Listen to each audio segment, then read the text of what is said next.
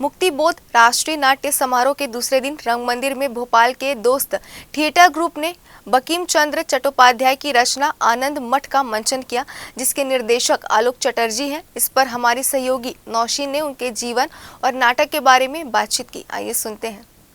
Chhattisgarh visual art society VIP news में मैं नौशीन परवीन आपका स्वागत करती हूँ। आज हमारे साथ मौजूद हैं देश के जाने माने रंगकर्मी आलोक चटर्जी जी। इनके नाटकों के अलावा व्यक्तिगत जीवन के बारे में भी आज हम बातचीत करेंगे। आलोक जी, आपका Chhattisgarh film visual art society और वीआईपी न्यूज़ में स्वागत है। नाटक के क्षेत्र में शुरुआत कब हुई आपकी?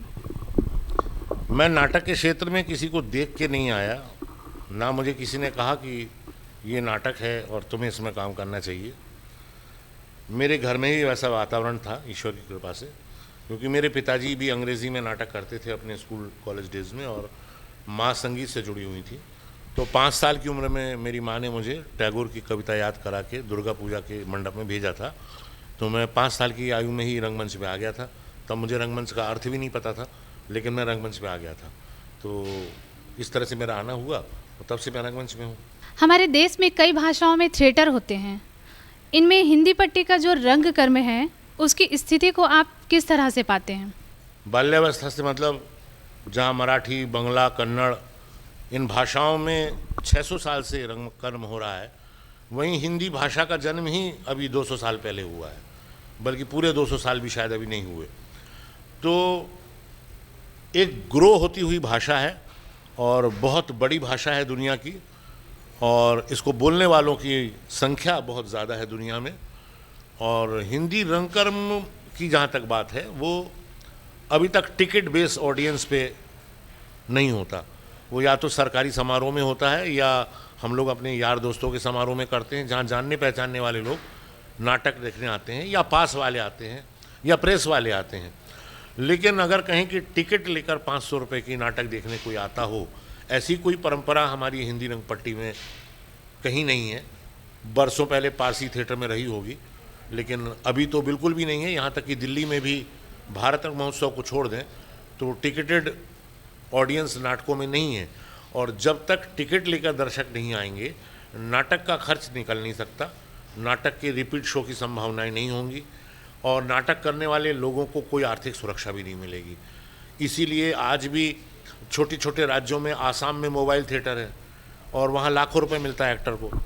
बंगाल में वैसे तो गरीबी है, लेकिन यात्रा के एक्टर को तो 65 लाख से 75 लाख तक 6 महीने के मिलते हैं।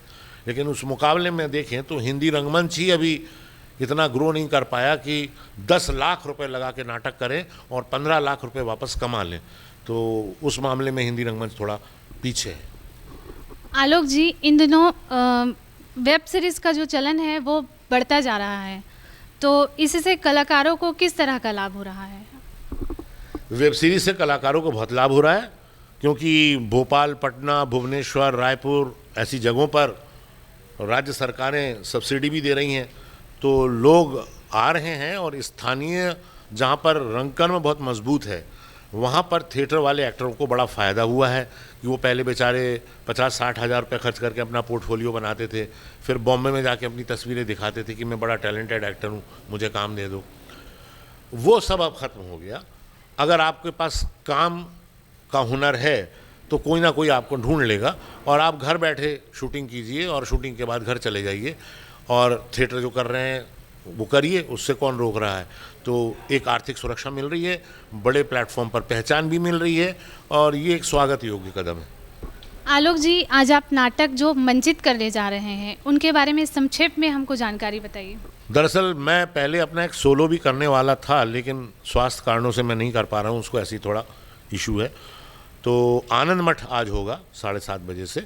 तो आनंद मठ जो है, ये मूल रूप में उपन्यास है बंकिम चंद्र चट्टोपाध्याय का, और ये 1880 में प्रकाशित हुआ था।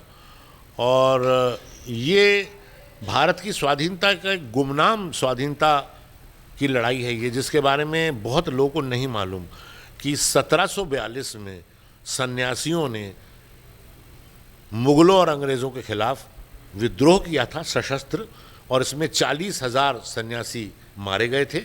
उस समय बंगाल के गवर्नर वॉरेन हेस्टिंग्स थे, इसका ऐतिहासिक दस्तावेजीकरण है। और वंदे मातरम जो हम बोलते हैं, वंदे मातरम गीत पहली बार इसी उपन्यास से आया। इसीलिए मैंने आज की पीढ़ी के लिए, आज के दर्शकों के लिए आनंद मठ को चुना कि एक तो ये रेडीमेड नाटक नहीं है और इसके पहले इसका किसी भी भाषा में कोई शो नहीं हुआ है। 1955 में एक फिल्म ज़रूर बनी थी, लेकिन नाटक नहीं हुआ। तो नाटक ये पहला ही है हिंदी में जो आया। तो 1 घंटे 28-30 मिनट की प्रस्तुति है ये, और इसमें उपन्यास से हमने सारे सार तत्वों को निचोड़ा है कि कैसे कहानी आगे बढ़ती है। और आप देखेंगे कि एक सादे मंच पर सादे से दृश्य विधान में कलाकारों का अभिनय और बंकिम के वाक्य जो बोलते हैं वो अपने आप में एक नई दृष्टि, नई संसार की रचना करते हैं।